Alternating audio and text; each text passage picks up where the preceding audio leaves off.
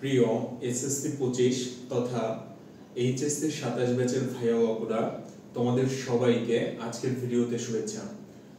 আজকের ভিডিওতে আমরা যে টপিকটা নিয়ে আলোচনা করব এটা হচ্ছে এন্ডোপ্লাজমিক রেটিকুলাম, যেটাকে আমরা সংক্ষেপে ইআর দিয়ে প্রকাশ করতে পারি। ইআর এ কি হয়? ইআর হচ্ছে এন্ডোপ্লাজমিক রেটিকুলাম। তো খেয়াল করো, বলা হচ্ছে পরিণত কোষে সাইটোপ্লাজমে যে জালিকা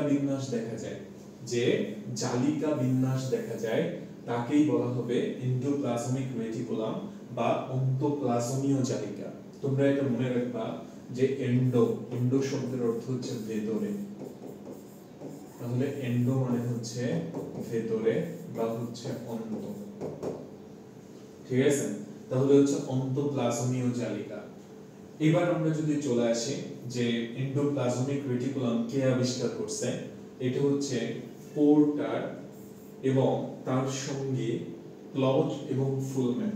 তাহলে দেখো, পোর্টার এবং তার সঙ্গে ক্লড এবং ফুলম্যান এনারা হচ্ছে এন্ডোপ্লাজমিক রেটিকুলাম আবিষ্কার করে। তোমরা যদি একটু ভালো করে খেয়াল করো, পোর্টার এই শব্দের শেষে কিন্তু ইআর আছে, আর ইআর দিয়ে কি বোঝানো হয়? Endoplasmic reticulum. এবার আসি হচ্ছে এন্ডোপ্লাজমিক রেটিকুলামের উৎপত্তি। এটা সম্পর্কে যদি আমরা জানতে চাই, এটার উৎপত্তি হবে সাইটোপ্লাজমীয় ঝিল্লি, নিউক্লিয় ঝিল্লি অথবা হচ্ছে কোষ ঝিল্লি। তাহলে তিনটা ঝিল্লির কথা বলা হয়েছে। একটা হচ্ছে কি সাইটোপ্লাজমীয় ঝিল্লি, তারপর হচ্ছে নিউক্লিয় ঝিল্লি অথবা হচ্ছে কোষ ঝিল্লি হতে এদের উৎপত্তি হবে। এইবার আসি এটার বিস্তৃতি কোথায়। অধিকাংশ ইউক্যারিওটিক কোষে, মানে হচ্ছে প্রকৃত কোষে এই অঙ্গাণুটা পাওয়া যাবে, তবে এটি বেশি থাকবে তিনটা জায়গায়। একটা হচ্ছে যকৃত, অগ্ন্যাশয় এবং অন্তঃক্ষরা গ্রন্থির কোষে। কি কি বলা হচ্ছে? যকৃত, অগ্ন্যাশয় এবং হচ্ছে অন্তঃক্ষরা গ্রন্থির কোষে। আমরা এটা এভাবে মনে রাখবো, অযথা। অতে কি হবে? অতে হচ্ছে অগ্ন্যাশয়, অতে কি হবে? অন্তঃক্ষরা গ্রন্থির কোষ, আর অন্তর্জ্যোতি কি হবে? অন্তর্জ্যোতি হচ্ছে যকৃত। এবার আমরা চলে আসতে পারি এন্ডোপ্লাজমিক রেটিকুলামের প্রকারভেদ। এটাকে আমরা দুই ভাগে ভাগ করব। একটা ভাগ হচ্ছে মসৃণ আর একটা হচ্ছে অমসৃণ। রেটিকুলামের গায়ে রাইবোজোম যদি থাকে তাহলে তা হচ্ছে অমসৃণ বা দানাদার। আর রাইবোজোমের কাজ কি? রাইবোজোমের কাজ হচ্ছে প্রোটিন তৈরি করা। তাহলে অমসৃণ এন্ডোপ্লাজমিক রেটিকুলামের কাজ হচ্ছে প্রোটিন এবং এনজাইম সংশ্লেষণ করা।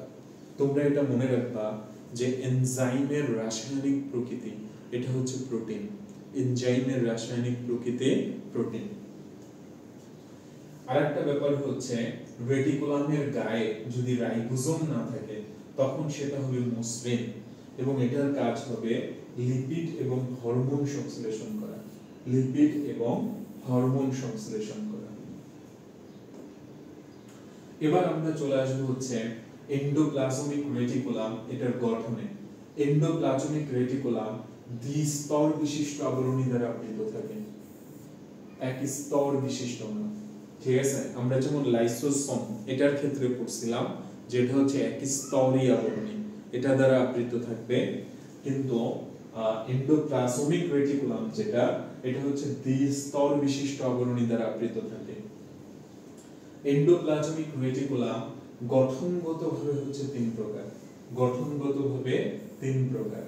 এটা আমরা এখানে মনে রাখবো, সি ভিট। সি তে কি হয়? সি তে হলো সিস্টার্নি, ভি তে কি হয়? ভেসিকল, আর ট তে কি হয়? ট তে হচ্ছে টিউবিউল। তাহলে কি কি দাঁড়াচ্ছে? সিস্টার্নি, ভেসিকল এবং হচ্ছে টিউবিউল। তোমরা মনে রাখবা যে টিউব মানে হচ্ছে নল। টিউব শব্দের অর্থ কি? এটার অর্থ নল। আর যদি কোনো শব্দের শেষে ইউএল থাকে এটা দিয়ে ক্ষুদ্র বোঝানো হয় বা ছোট বোঝানো হয়, তাহলে টিউবিউল মানে হচ্ছে নালিকা, আমরা এরকম বলতে পারি। তো খেয়াল করো, আমরা গঠনগতভাবে এন্ডোপ্লাজমিক রেটিকুলাম এটার তিনটা প্রকার দেখতে পাই, যার মধ্যে একটা হচ্ছে সিস্টার্নি।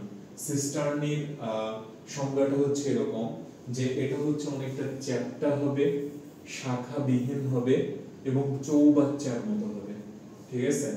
এবং এরা প্যারালালি অবস্থান করবে, সমান্তরাল ভাবে অবস্থান করবে। তো খেয়াল করে দেখো এই যে গঠনগুলা, আমরা এই গঠনগুলা দেখেই বুঝতেছি যে এরা কিন্তু সমান্তরাল আছে, ঠিক আছে? তাহলে এই গঠনটাকে আমরা কি বলবো? এটা হচ্ছে সিস্টার্নি। আর এদের গায়ে অনেক সময় রাইবোজোম যুক্ত থাকে। এই যে দেখো আমরা রাইবোজোম দেখতে পাচ্ছি, ঠিক আছে? তাহলে সিস্টার্নির গায়ে কি যুক্ত থাকবে?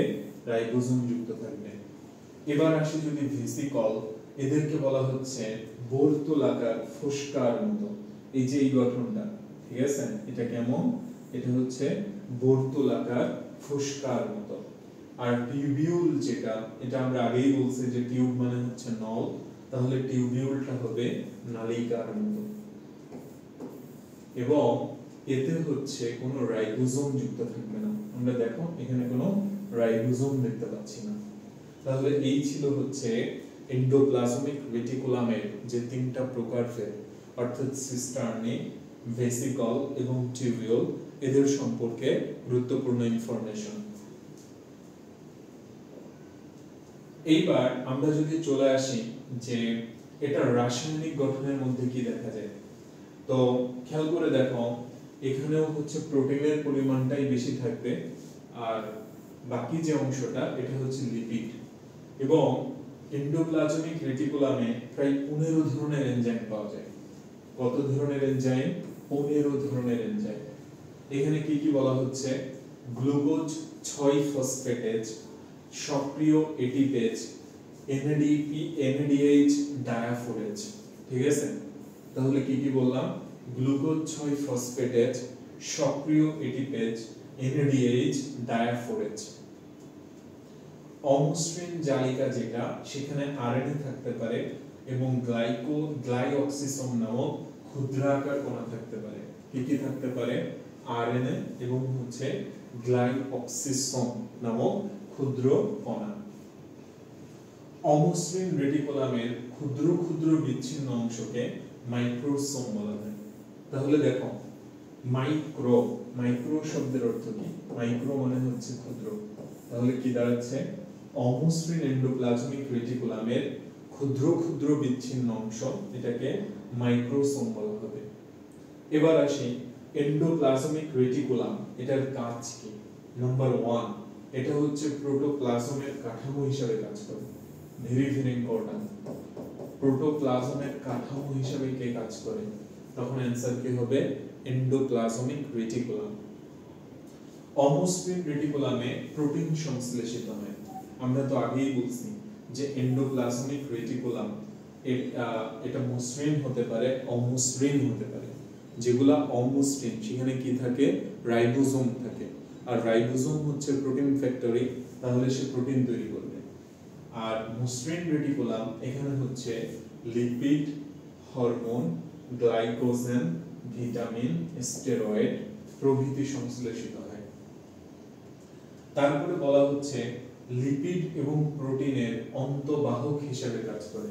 তাহলে লিপিড এবং প্রোটিনের অন্তঃবাহক হিসেবে কি কাজ করে? Endoplasmic reticulum. এবং আমরা যখন এটা রাসায়নিক গঠন পড়ছি তখন আমরা দেখতে পাইছি যে প্রোটিনের পরিমাণটা ছিল 60 থেকে 70 ভাগ আর লিপিড ছিল 30 থেকে 40 ভাগ। অনেকের মতে এতে কোষ প্রাচীরের জন্য সেলুলোজ তৈরি হয়। তাহলে খেয়াল করো, আমরা এটা জানি যে কোষ প্রাচীর এটার প্রধান যে উপাদান সেটা হচ্ছে সেলুলোজ। আর এই সেলুলোজ কোথায় তৈরি হয়? এটা তৈরি হবে এন্ডোপ্লাজমিক রেটিকুলামে, ER। তারপরে বলা হচ্ছে রাইবোজোম এবং গ্লাইঅক্সিসোম এদের ধারক হিসেবে কাজ করে। আমরা এটা জানি যে অমসৃণ এন্ডোপ্লাজমিক রেটিকুলাম যেটা, সেটা অমসৃণ কেন? কারণ সেটা রাইবোজোম ধারণ করে। তো রাইবোজোম, আরো একটা বিষয় মনে রাখতে হবে, সেটা হচ্ছে গ্লাইঅক্সিসোম। তাহলে রাইবোজোম ধারণ করবে আর কি? গ্লাইঅক্সিসোম ধারণ করবে। এরপরে আসি, এর আরেকটা কাজ হচ্ছে কোষে অনুপ্রবেশকারী বিভিন্ন বিষাক্ত পদার্থকে নিষ্ক্রিয় করা। কোষে অনুপ্রবেশকারী বিভিন্ন বিষাক্ত পদার্থকে নিষ্ক্রিয় করা। এটা কার কাজ? এন্ডোপ্লাজমিক রেটিকুলামের কাজ। রাইবোজোমে উৎপন্ন প্রোটিন পরিবহনে এটা ভূমিকা রাখে। দেখো একটু আগে আমরা পড়ছিলাম যে লিপিড এবং প্রোটিনের অন্তঃবাহক, এই যে বাহক শব্দটা ছিল, তাহলে আর এখানে বলছে যে পরিবহন, তো নিশ্চয়ই তুমি এই দুইটার মধ্যে একটা সামঞ্জস্য খুঁজে পাচ্ছ। তাহলে এই ছিল এন্ডোপ্লাজমিক রেটিকুলামের কাজ। এবার আমরা দেখো, আমরা যেমন গত ভিডিওতে লাইসোসোম এবং রাইবোসোম এদের পার্থক্য পড়ছিলাম, এখন আমরা দেখব এন্ডোপ্লাজমিক রেটিকুলাম এবং গোলগি বডি এদের মধ্যে কি পার্থক্য আছে।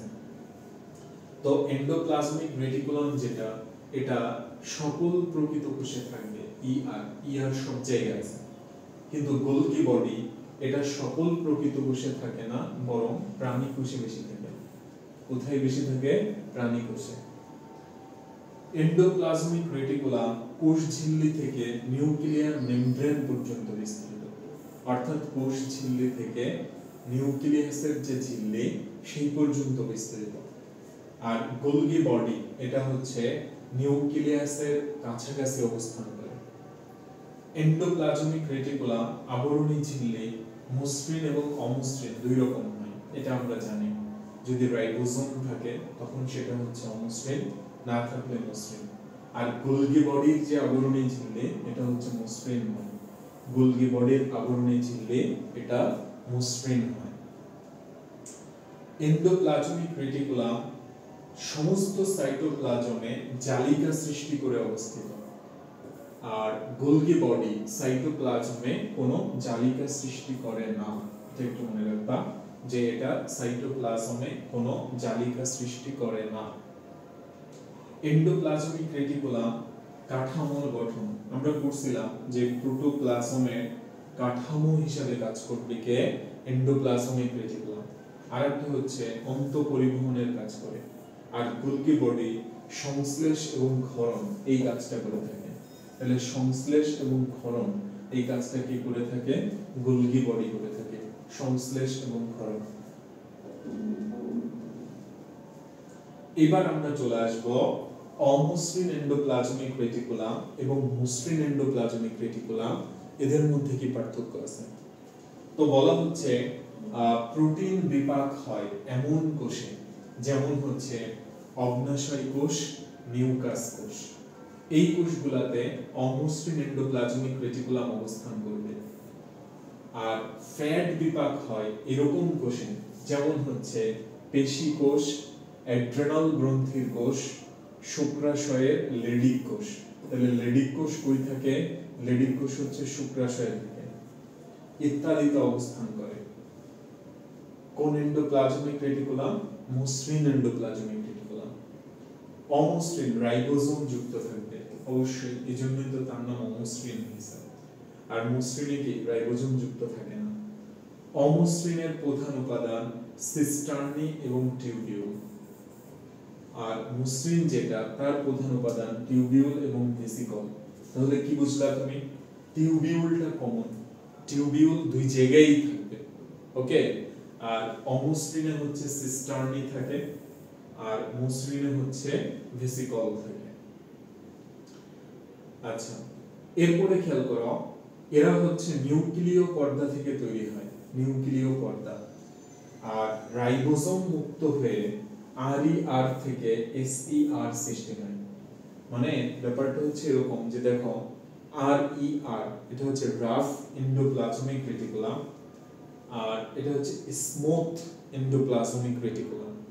তো রাফ যেটা, সেখান থেকে যদি রাইবোসোমটা সরে যায় তাহলে কি সেটা স্মুথ হয়ে গেল। এরপরে খেয়াল করো, এটার প্রধান কাজ কি হবে? অমসৃণ যেহেতু, তাহলে ওখানে অবশ্যই রাইবোসোম আছে, তাহলে প্রোটিন তৈরি করা এবং এনজাইম তৈরি করা। এনজাইম এদের রাসায়নিক প্রকৃতিকে, এরা হচ্ছে প্রোটিন। এছাড়া লাইসোসোম উৎপাদন এবং ক্যালসিয়াম সঞ্চয় করে, ভেরি ভেরি ইম্পর্টেন্ট। লাইসোসোম উৎপাদন এবং হচ্ছে ক্যালসিয়াম সঞ্চয় করে কে? অমসৃণ এন্ডোপ্লাজমিক রেটিকুলাম। তাহলে অমসৃণ এন্ডোপ্লাজমিক রেটিকুলাম, এখান থেকে লাইসোসোম উৎপাদন হবে। Very very important. আর মসৃণ এন্ডোপ্লাজমিক রেটিকুলাম এটার প্রধান কাজ কি? এটার প্রধান কাজ হচ্ছে ফ্যাট, গ্লাইকোজেন এবং হরমোন সংশ্লেষ করা, এছাড়া স্ফেরোসোম উৎপাদন এবং ক্যালসিয়াম মুক্ত করা। স্ফেরোসোম, দেখো আমরা বলছিলাম যে উদ্ভিদ কোষে লাইসোসোমের ন্যায় স্ফেরোসোম আবিষ্কৃত হয়েছে। তাহলে এই স্ফেরোসোম উৎপাদন কি করবে? এটা হচ্ছে মসৃণ এন্ডোপ্লাজমিক রেটিকুলাম।